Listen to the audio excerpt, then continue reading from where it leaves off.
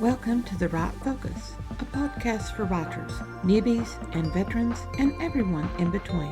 We're hosted by Emma Lee with the assistance of Remy Black and Edie Rooms, all from Writers Inc. Books. Our focus is productivity, process, craft, and tools. Each episode lasts as long as it takes to fix a quick dinner, drive a short commute, or take a brisk walk. Resources and links are in the show notes. Visit us at therightfocus.blogspot.com. Now, on to this week's episode.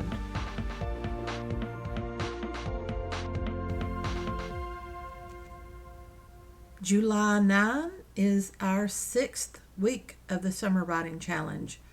Returning to us in this episode is donalee Moulton from one of my favorite locations, Halifax, Nova Scotia. We open with quick tip 6 on using twist in writing, and we close with our check-in as usual. On to this episode. Quick tip number 6. Learn the twist. Although characters can control your story and you're trying to tame them with archetypal patterns, you still have to surprise the readers. So be twisty with plot. You can't have a wonderful protagonist unless you also have a twisty, wicked antagonist. Ideas cannot be copyrighted, only the form that your idea takes through the words you put on the page. When someone steals your words, word after word after word, page by page, scene by scene, that's breaking copyright, and you can go get them. Conflict, the idea of the conflict, that can't be copyrighted. And if you twist what happens with your characters within that conflict, if you create a twisty antagonist who does surprising things that surprise you as well as the reader, then you've got a handle on what's going to make a great story. Sometimes with conflict, the antagonist might sound like an institution running a supposedly utopian society. That's a masked dystopia. It's always fun to write with the protagonist's slowly dawning realization, followed by an attempt to convince allies of dystopia and rally them and others to fight. I'll share a bit of bone here, since many stories, including the recent Hunger Games series and the 1970s Logan's Run, are built on that same brain bone, the supposedly or hidden utopian society that's a masked dystopia. Logan's Run does the masked dystopia pattern exceptionally well.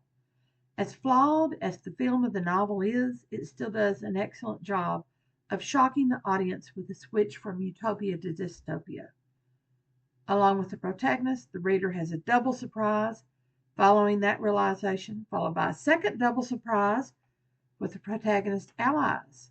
Surprising the reader is important in any story. Then comes the quadruple obstacle of escaping the dystopia. Problem, problem, problem. And still the writer is not finished with surprises. Escape only starts up a whole new set of shocks. If you want to understand surprising the audience, you can study Logan's Run. It is highly dated and chauvinistic, which makes it offensive to modern sensibilities. And if you want to see how much a society has changed in less than 50 years, the film is the exemplar as a product of its time and the patriarchal mindset to be much derided now. Throw popcorn at your viewing screen. However, it's also a well-written story with constant movement that gets the necessary surprises right. Be careful as you consider any advice about antagonists, mine or other people's. The advice may seem simplistic. It never is. Many great writers have whole novels fall apart when they haven't created strong antagonists. The weaker the antagonist, the weaker your protagonist. So teach them to dance the twist. Good. How are you doing, donalee? Knock on wood. I was upstairs and I was, you know how you're puttering around and you're puttering around, and all of a sudden I thought, oh my Lord, it's 2:38. I've got Emma, Emily. It doesn't take long, does it? No, no, it doesn't. No. The time just it's on you. And I barely got this opened up and my microphone tested because the microphone was giving me trouble this morning, and I'm going like, no, it can't do this to me. It can't do this to me. But it's I working know. fine now. Um, so talk to me first about you need to reintroduce yourself to our listeners, and then talk to me about how you interpret challenges. And that's a great question. So the first thing that I did was be challenged by the question, what is challenges, right? Because the as a writer, you think, okay, what are my challenges as a writer, right? Mm-hmm. So how do I create characters? How do I create plot? How do I make it flow? So there's all the craft challenges that are Right. inherent in Mm-hmm. in being a writer. And each of those is I think across the board we experience them, but some of them are more so to some writers than others. So for me, the editing process is always the one that have I edited it enough? Have I not edited it enough? Have I gone deep enough? Am I just fussing and not making it better? Right. Yes. So I find that there's a whole set of challenges around writing well, right? Mm-hmm. And what does that mean for me? And then there's a whole set of challenges for me around the idea for a story, right? So is it a good idea? Is it a solid idea? Can I sustain the idea? Is it a stupid idea? How do I know if it's a good idea? Yeah, we Right. don't get away from this, do we? No. No, it's No. endless. And then I was thinking that there's a whole other set of challenges that have nothing to do with how well you've told the story, how well you've written the story, how well you've edited the story. And that's all the stuff around getting published. Then once you're published, promoting yourself and how do you Mm-hmm. promote yourself and selling books and worrying about selling books and not worrying about selling books. So apparently, Emily, from the moment I get up in the morning until the moment I go to bed at night, I am challenged. That sounds like me. And I think I've got something, and then all of a sudden, I'm stuck. I slept right in the middle of the face with this. Oh no, she would not behave that way. She would. She needs to have a totally different behavior, totally different body Yeah. language than and and once you start dealing with that, you start going deeper into why is this affecting her in this manner, and there's all sorts of problems that develop because of it. And so you think you've overcome certain challenges, and then they hit you again. And they're repeat challenges. So the challenges you're having with that character not behaving that way, in your very next book, you're going to have another character who also behaves in a way that is not Mm-hmm. true to the character.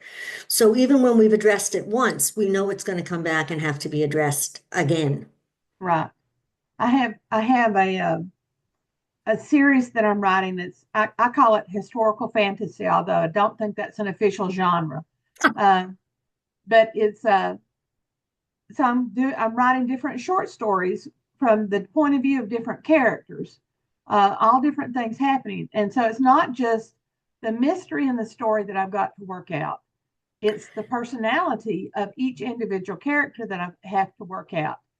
And this last one, I had five completely different characters, and I kept thinking to myself, I should be writing these faster. Why am I taking so long to think about the story before it starts?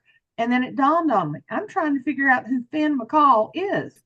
I'm trying to figure out who Bridget is before I ever get involved in the mystery.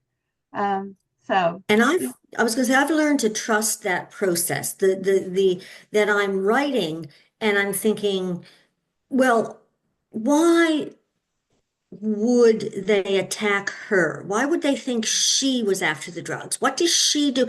And then I think, you know what? It's burbling back there. Just keep writing and keep moving forward, and eventually it will come, right? yes, yes. And I've discovered if I can, it's almost as if I will think of the story idea, that I think of the character, I think of the situation that they are in. I sort of get an idea about where I'm going to go, what the mystery is. I work out the character and their personality that I start with. I work out the what I think the mystery is going to be during the course of the story. But if I don't have a firm handle on the title before I ever start, and the title could change, but if I don't have a Yeah. good starting title, there's a stop, there's a blockage that I just can't overcome until I have something that it's like it gives me the theme, so that I can direct everything toward that. It's interesting you say that. My stepdaughter, my husband's youngest daughter, when she was starting university, when she was in her last year of high school, she got herself worked up. She said, "I don't know what I want to do when I graduate high school and go to university." And we said to her, "Well, that's what university is for. You find all these wonderful things you didn't know about, and you get to explore different courses and options." But she was very much like you in the title. She had to have a destination in mind. She had to Yes. know that this is where I was going. Now, like you, she changed her mind. But Mm-hmm. starting out, she had to know this was the path. There is an end in sight, and this is what it's called. Right. And she just felt better. There are some times that uh, I start off and I think you'll be fine. You'll be in the dark tunnel. You'll eventually get to the end. The light will appear and you will know exactly where you're going. Slapped myself with my chain. And then all of a sudden, it's like I can't write anymore because there's too much darkness. I Yeah. have got to find a way to have a candle, at least in some aspect of the story. I think there's a balance. I think that as writers, we want to let the story take us where the story wants to go. But at the Mm-hmm. same time, we have to feel in control enough that we believe in what we're doing and that we see that there is some substance and viability to this. Right, right. How else do you see challenges happening in your what specifically is a challenge you're dealing with now? Well, and that's a great question because I am in the first tentative Mhm. pages. My publisher has this will be her second, maybe her third series. Mhm. So in 2023, she came out with the Canadian historical mystery fiction series. And so Mhm. every province and territory in Canada had a historical mystery um, Right. that a writer wrote about. And my publisher lost her Quebec writer unexpectedly, and I stepped in. So this was my first historical mystery. And Mhm. I knew nothing about historical fiction aside from what I'd read, never Right. written any. Well, now my publisher has a paranormal series, same idea for every province and territory in Canada. Mhm. There will be a mystery based on one of the tales that surrounds part of that province. And Right. so I've never written anything paranormal before. I didn't even really know what paranormal was. I thought it was just exclusively alien, only to discover, of course, that it's also ghosts. So Right. now I'm trying to write this story while I learn more about what do paranormal readers expect? What are they Mhm. looking for? What makes them sit up and go, yes, this is what I like, right? And how Mhm. can I stay within that while at the same time kind of staying true to the type of writer that I am, because I'm not gory. I'm not interested in gore or blood or guts. I'm not interested in horror, right? I do like things to be a little creepy sometimes, and I do like suspense, but Right. it's a balancing act, and that is a challenge. So it's a challenge generally. And now, because I'm not in a genre that I'm comfortable with, that challenge has intensified. Right. Right. I'm currently working. I'm 9 chapters into a 13 chapter novella, um, and it's driving me insane because there's a ghost. I have written another ghost story prior to this. It gave me no trouble whatsoever. But as I was writing the other night, I got scared. The ghost scared me. And I thought, this is what you want to happen, but I'm not sure I can do it. I think that's very true, right? One of the things that I'm not sure that I can do that I've never really done, and it hasn't been called upon for my characters to do it. In my first book, Hung Out to Die, I have a scene between the main character and his wife, a it's not even a romantic scene, but it's a very quick sex scene. So we're not getting Right. into anything, but it's there. But I thought, I don't know that I would be comfortable writing a really steamy, Right. erotic scene, right? You know, in the same way that I don't want to write anything that's gory and bloody and violent. But Right. maybe we rise to those challenges and try something that we didn't think, felt comfortable or was within our Mhm. bailiwick. And it helps us. It does help us because in finishing that scene out, I thought, okay, now you know the feeling that you need to evoke in your character. And you need to know you need to know how you can build that atmosphere as you continue on in the book, in the novella. And so I'm glad that happened, but I'm still dreading the next time it occurs. And I also find that one of the challenges is when you're the writer is being able to distinguish between when you're very close to a scene or a character and will readers react the same way. So I will often chuckle over something that I've written, and Cheryl in my office will hear me and she'll say, "Ah, you're laughing at that scene, aren't you?" And I'll say, "Yes, I am. It's very, very funny." And she'll say, "No, no, it's not. It's not that funny." And it's like, what we think is clever or brilliant or, creepy may not necessarily resonate the same way with our Yes. readers. That's true. That is very true. And I have that fear often. Am I building the suspense enough? Do I have enough tension between the characters so that you can see that they're attracted to each other, but they also know they don't need to be Yeah. attracted to each other, and they have that push and pull aspect. Am I building the dynamics correctly? And so I worry about those kinds of things constantly. When I'm not actively writing, it's all going around in my head, around and around. Yeah.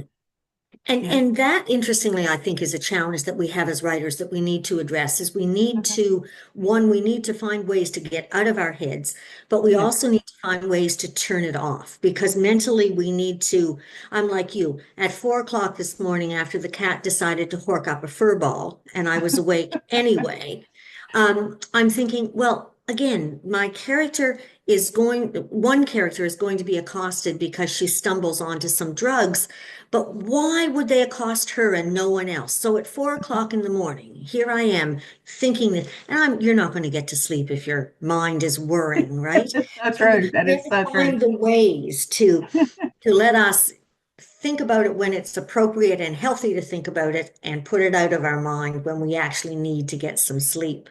Yeah, it's Right. true. Yes. Any other challenge that you see particularly that writers would need to know? Well, it's interesting because I think that the challenges for writers, as I said, are twofold. There are all of the challenges that are associated with writing, Hmm. right?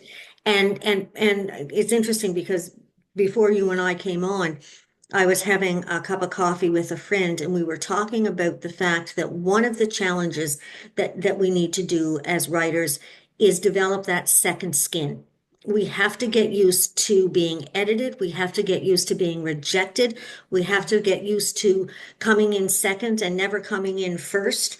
And so Hmm. that, we have to learn not to take that personally. This isn't Yes. about us and our writing, and this isn't about us being a lesser human being. I mean, it's going to hurt and we're going to be disappointed. I mean, that's just human nature. But we Hmm. have to find the ways to get that second skin that says, okay, third rejection this week, but you know what? 97% of books are rejected. So There you Yes. go. Yeah. I'm gonna learn to go with the flow. Hmm. And I think that's part of the challenges that you and I were hinting at when we first started, Emily, was this sense of there's all the challenges around writing and writing the best book that you can, but then there's all the challenges associated with getting that book out into the world. And so, the challenge of writing a synopsis, and it drives me nuts because, one publisher wants a one-page synopsis, another publisher wants a two-page synopsis, one publisher wants comparables, the next publisher doesn't. And it's time consuming, Hmm. it drains your energy, but you Hmm. have to comply, right? And you have to get Yes. it done. Hmm. On top of the challenge of still continuing to write whatever we're working on at that moment. And they send you an email and they say, well, this is really good, but it needs to be like this, and this too. And so your whole plan for the next 2 days is destroyed because you think, they're right. And I've got to write that. But I think you've hit the nail on the head. I think it's that it's right. We were talking about this in my writers group because sometimes someone will come forth with a piece of writing, and someone in the writers group would say, you know what, the ending didn't work for me. I think you'll need to tighten that or change it. And someone else in the group will say, now that's interesting because I thought the ending was absolutely brilliant, right? I wouldn't change a word of the ending. And you get this kind of conflicting feedback. And one of the members of the group said that what he does is when hears the feedback, if there's a little voice in his head that says, yeah, no, that makes sense, then he knows that I need to pay attention to this because I too felt whatever this person is saying. But if the little voice doesn't respond or says, yeah, no, not seeing that, then you can accept the feedback, but know that you're not about to rewrite your ending. Right. You can't take everything in. You have to be discriminatory toward it. Or I think discernment is the better word than discrimination because you Yes. need to discern what's happening. You're not coming in with a set of values in your head. You're listening and then judging what they're saying against what you've already written. And you have to keep all of that in mind as you go forward. And I think linked to that is one of the challenges, especially for newer writers, is the ability to rein yourself in. So I think when you've spent all this time, all of these 4 o'clock mornings thinking about your characters, and finally the book is ready. Mhm. And you want to get it out there. You want to see whether there's going to be a publisher or an agent that's interested. And the tendency is to send it out far and wide and send it out right away. And we talk about this a lot in my writers group that we need to be very careful about not jumping the gun too soon. Right. That give yourself some distance, sit back, say, I'm going to give myself a month. I'm going to work on something else. I'm going to garden. I'm going to do whatever gives me some joy. And then I'm going to come back to this and look at it with fresh eyes. And that can be a real challenge because it's like I've just birthed this thing. It's right here. It's crying and it wants to be fed and we want to get it out there. And if we get it out too soon and get a rejection, it's hard to go back to those publishers and agents. Yes, yes, it is. We need that. I call it objective distance I because we love that. need we need that time, distance, and we need the critical aspect of our brain to turn on and the creative aspect of our brain to turn off. So that when we do that first reread, we're we're actually looking at it with some distance between us and the emotion that we had as we're writing. Because I do have a lot of emotion as I'm writing. The logical part of my brain is working, but it works more during the editing process and the revision process Yes. than it does when I'm creatively writing. And I think that there is, and there should be, an excitement in finishing your book, in getting that first draft done. I mean, that's a major accomplishment. That is blood, sweat, and tears. And we applaud everyone that has that first draft completed, because many of us never get that draft completed. So it's hard sometimes to say, okay, I'm now going to put it on a shelf and forget about it for a few weeks to give myself that objective distance. But that is critical. And as difficult as it can be to say goodbye temporarily, I think it's essential. It is essential. So we're winding up on our time. Do you have anything that you want to promote? This will air in July. In July. Well, absolutely. And talking about challenges, Emily, my first book involved a male character who was American and found himself transplanted to Nova Scotia. And Mhm. as I like to say, he had a little bit of a personality quirk. He was a psychopath. Um, Oh, and that was followed up by the historical fiction that really was my publisher's series, not mhm. mine.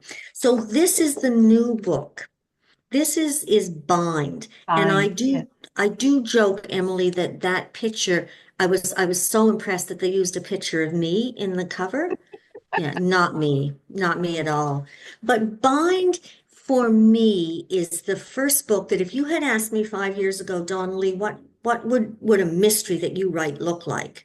Well, it Mhm. wouldn't have a male character. It wouldn't have, a younger character. It wouldn't have somebody with a condition that I didn't know much about until I started to research it. So this is my story about three older women who meet in a yoga studio, Mhm. and a very expensive watch, in fact, about the same price as a Porsche, is Oh, stolen. Yeah, from the is it gym a where Philippe the Patek? that's exactly what it is. That's Oh, exactly wow. what it is. Um, and they help to figure out who stole the watch. Mhm. And that was the reason I think that I started with a theft, because often mysteries, as you know, are murders. But I thought three women who have no link to law enforcement, to crime, to Mhm. detection, no one's going to ask them for help with a murder. But Exactly. maybe with a yoga studio, and local police might ask them for a little bit of assistance. So Mhm. this is their first um, foray into detection. And the follow-up to this, the second in the series, is called Melt, and it will be out in August. Oh, great. I'll make a note of both of those. Oh, bless your heart. Yes. Yeah, there's so many good books out there, which is the ultimate challenge, is Yes, what do I read? it is. It really is. Because you think you found somebody, and then all of a sudden they do something wildly wrong. And you're thinking, they've written 15 books. How did they go wrong in this one? And then you give them another chance, and they've gone wrong again. And you think, what happened? What happened? And you've lost somebody that you thought you could depend on. So you're always searching for a good writer to read. Yeah, absolutely. And I think like many of us, I was intrigued by the novella that you were talking about. For many of us, we dip our toes into more than one type of story. And so Right. you're absolutely right. I might really like a particular author's mysteries, but Mhm. not a science fiction buff, so I'm not reading her science fiction stuff. Right. Hmm. That's why I have different pen names. I have three different pen names because I'm completely divergent genres. They have nothing in common with each other. And so I have different pen names for each one of those. That makes perfect sense, actually. And therefore, readers aren't confused. They're not doing what you were talking about, saying, wait, this doesn't sound like Emily Dunn. Yeah. Right, right. Okay. Thank you so much, Donna Lee. We Well, will this look is for a your book in pleasure. August. We'll chat again. Okay. Bye. Bye bye.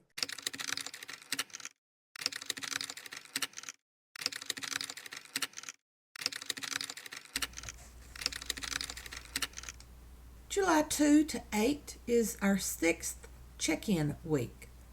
We have writing biz work to stay on track with what's going to happen in a continuous rotation. And I need to focus on that novella. Hopefully, I will get chapter 2 done this week. Chapter 1 is completely drafted. I need to write more than one chapter, but with everything that has to happen this week, I'll be lucky if I get a second chapter done. I'm trying to straighten out the story in my head, remember, before I finish the rough draft. In chapter 1, I had forgotten things, and so it worked when I will do this week's chapter, I know. We need 4,949 words with a grand total of 28,866. How did I do this week? Wednesday, July 2, was a busy day for me, so I managed to focus on the newsletter, knowing all the things that I had to do the rest of the day and what I started the day with. Small amount of time that I had, I focused on the newsletter. I will only have one newsletter for next month, so 729 words. I also did a lot of in and out research based on things that I remember that I will need to know for the end of the story and things that I made notes of during chapter 1. Building readers has to happen, and the best way that I found to do it is to participate in promos. I joined with others in a genre-specific promotion on BookFunnel. My goal is also to give content to feed those new readers' brains and the old readers' brains. Right now I'm celebrating 10 years of publishing. Each month is a new title of what I have done in the past. For those who have joined my writing late and they may not know everything that I have done in the past, it is working because I'm selling more and more, a sort of trickle-in of income. I also, while I was on BookFunnel, looked for new promotions to join for upcoming in autumn, but I have found nothing yet. Then, July 3, I need to keep the weekly podcast on track, so I sketched out a very rough script that was 1,722 words and turned around on July 4 for the time span that I had in the morning before a family gathering in the afternoon. I finished that podcast episode, transcribing the script and adding in things that I needed to do with that gave me a total of 2,892 words. Saturday, July 5th, I needed to handle my stuff. First of the month means I have to do my bills, which I balance my checkbook. Yes, I still keep a checkbook. I still keep track of all my expenditures. I work on my budget, and then I pay my bills for the month. I also handled errands and cooking that I needed to do because Sunday was spent on family time and also a gathering with friends. So I had to have food to bring to both of those events. Monday, July 7th, I tucked into chapter 2, 1,112 words. And Tuesday, July 8th, I finished chapter 2, 993 words. That gives me 7,028 in the document. Actual words for the week, 7,448. That's over my needed words. And that gives me a grand total of 36,367. On to next week. Thanks for listening to The Write Focus, a podcast for writers at all levels, hosted by Emma Lee from Writers Inc. Books, assisted by Remy Black and Edie Runes. Our focus is productivity, process, craft, and tools. Music is licensed through Audio Jungle, called Background Music Loop. Its creator is Alexander Polishchuk, known on Audio Jungle as Plastic 3. The music comes in different iterations.